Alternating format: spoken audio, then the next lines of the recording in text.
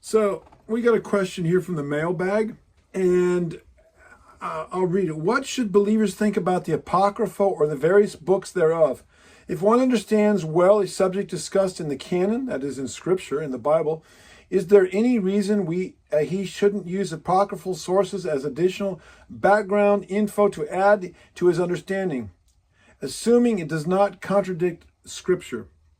My answer is yes, absolutely. I agree with everything that the writer has said there, the writer of the question.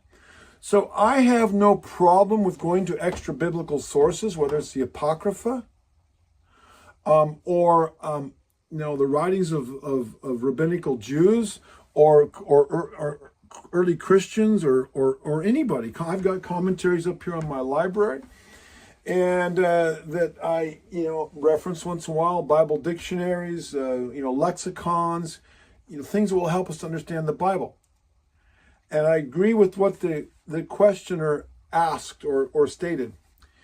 The caveat or the conditions are this: as long as it does not violate this. And to know whether it violates this or not, you've got to know this.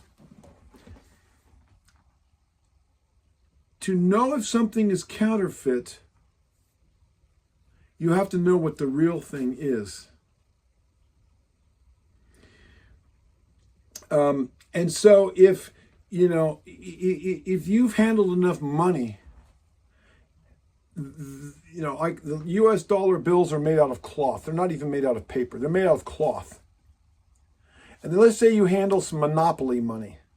It's made out of paper. You know that's not real money because you know what the real money feels like. Okay? It's the same thing. Study to show yourself approved. Study diligently. Be a Berean. Study, study, study. That way, when you read these other books, you will know whether they are true or not.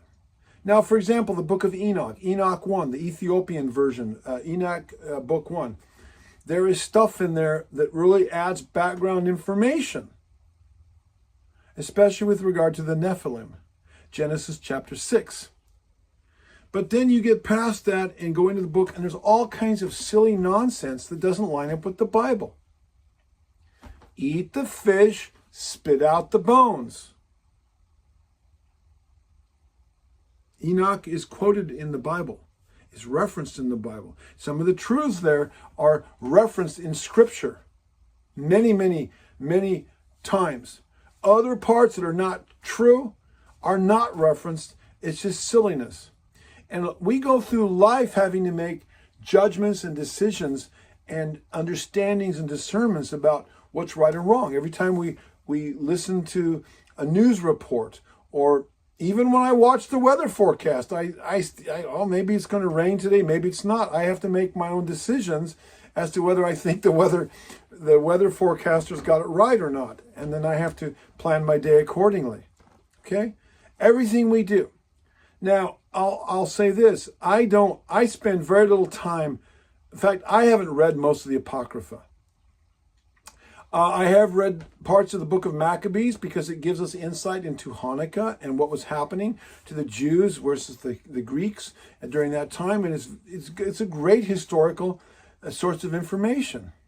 I have read some of the Targums and the Mishnah and the Tosefta and some of those very early Jewish writings because they give us really good insights to back up the Scripture.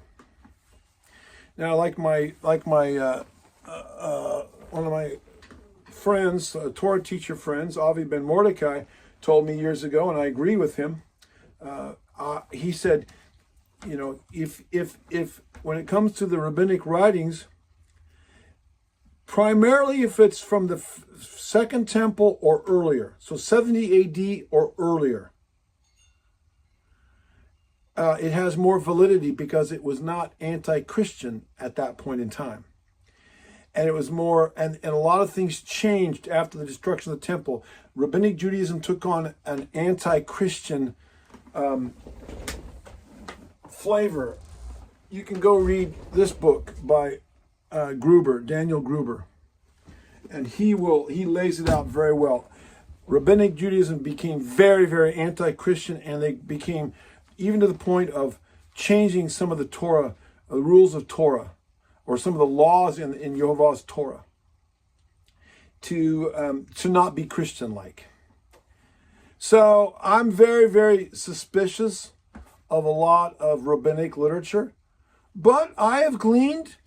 I've got some commentaries up here by some of the main Torah scholars over the last 1,000 years in rabbinic Judaism, give us some great insights. But I hardly read those anymore, to be honest with you, because I don't need to. When they don't understand the gospel message in Yeshua, a lot of it falls flat. And I really don't have a lot of use for that. I don't need that when I've got this, and I've got the Ruach HaKodesh, the Spirit of Elohim, and I've got you. We've got one another. So, anyway, but doesn't mean you can't learn. And it does give historical background. We read history books all the time about this type of history or that history, and we glean and we learn. But anything that's anti-Yeshua, anti-Torah, that in any way takes you away from Yeshua, that is, stay away from it. If it brings you closer to Yeshua, and it doesn't violate the scripture, the written Torah, and can give you historical background information, then I don't have a problem with it. And I don't think you should either. Amen? All right.